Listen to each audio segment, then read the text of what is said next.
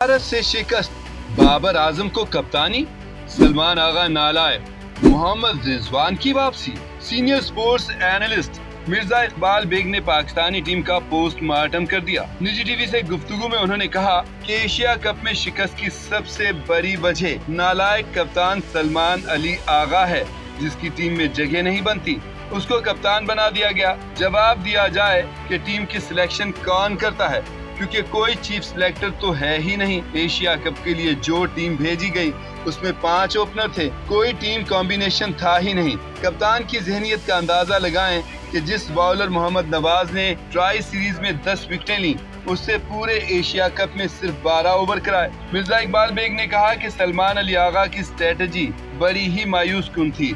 हारिस रऊफ को आखिरी ओवर क्यों दिया? अगर यही ओवर शाहीन शाह अफरीदी कराते तो शायद नतीजा कुछ और होता। सलमान अली आगा के कुछ समझ में नहीं आ रहा था कि क्या करना है।